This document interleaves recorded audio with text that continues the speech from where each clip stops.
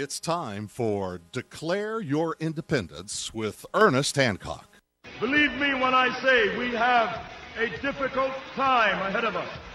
But if we are to be prepared for it, we must first shed our fear of it. I stand here without fear because I remember that I am here not because of the path that lies before me, but because of the path that lies behind me. I remember that for 100 years we have fought these machines. And after a century of war, I remember that which matters most. We are still here! Tonight, let us make them remember we are not afraid!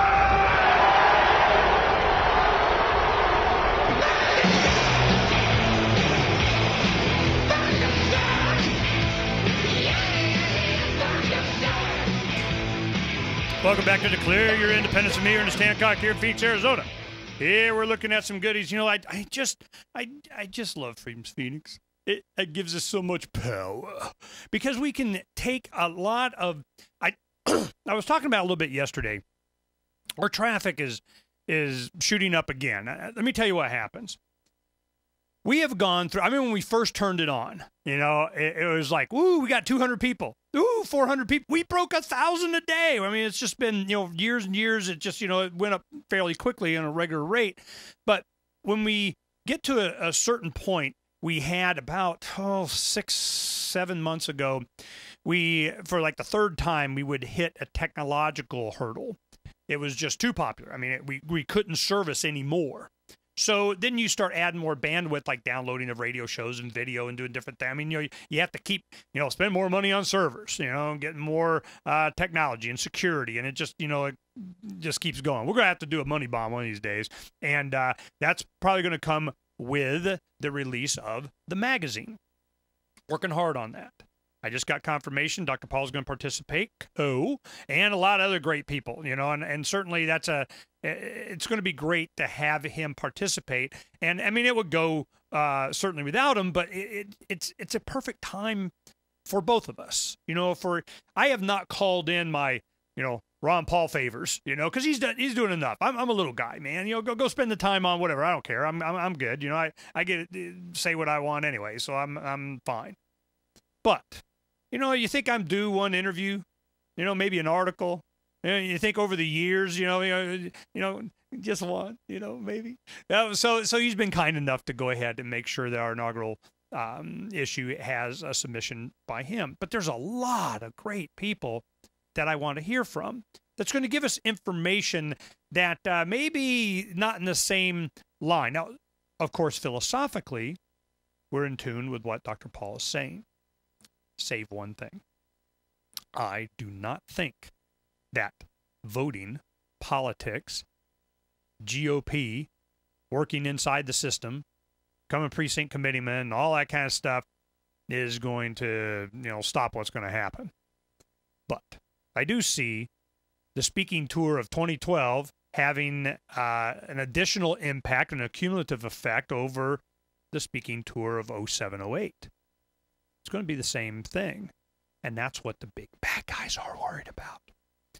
There's an article on Freedom's Phoenix now that it was put up by John Green. He's a regular contributor, and let me see if I can find it here. Now, what he did is he put up a bunch of articles that were over on Daily Paul, and the link is demonstrating. I think I'm going to have to just close out of this. I think my cache has got a bunch of old stuff in there.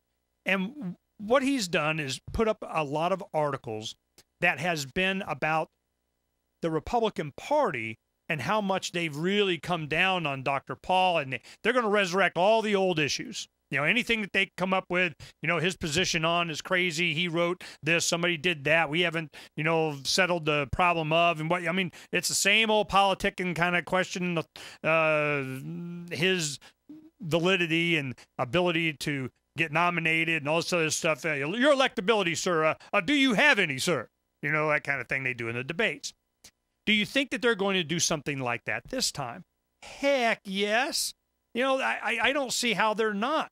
they cannot allow this Lovolution thing to go on again. Because if it does, I know what's going to happen. It's going to be an entire another generation that's going to learn about what the real problems are. The Federal freaking Reserve. Whatever deal was made last time, hopefully a lesson is learned. There won't be any deals this time.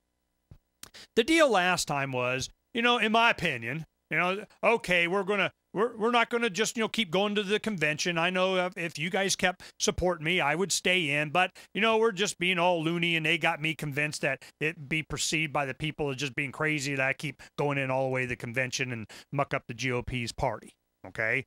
So we'll just do our own party across town and so on. I was involved in some of those meetings and such, and people and ideas of. And I just give you my vote, along with a lot of the other activists, the people that names you would know that were, working hard behind the scenes on this thing. As now, I have nothing to do with the campaign. We're just like, look, man, I just want to let you know what the perception is going to be. You bail on the activist, in favor of making deals with the party. I'm not in on that. What happened was he got the chairmanship of the subcommittee that would oversee Bernanke. So what did they do? Well, Bernanke doesn't answer to you anymore. Oh, how'd that work out? So then you also get to advance the idea that you have an audit. You get some of the papers. Oh, here's your 29,000 pages. I mean, it's just a game that I'm not willing to play. What am I willing to play? Anything that forwards people's expansion of knowledge on what the real problems are. Now, who gets to decide what the real problems are?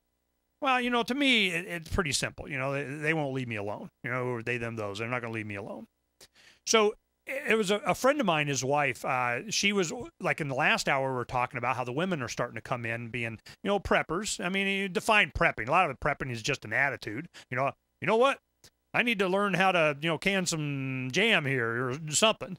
Just the idea that whether you do or not, even the concept that you should learn about it, or you have admiration, respect for others that do. Whether you get off your butt or not, at least you're of the mind that you're going, I'm not making fun of these people anymore. Maybe they're going to be better off than I am.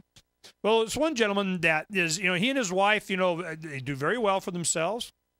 Busy, now they're getting land and building steel buildings on and making sure, and they got power and this and that, and doing up, hundreds of miles away, that they got some place they're going to be fine.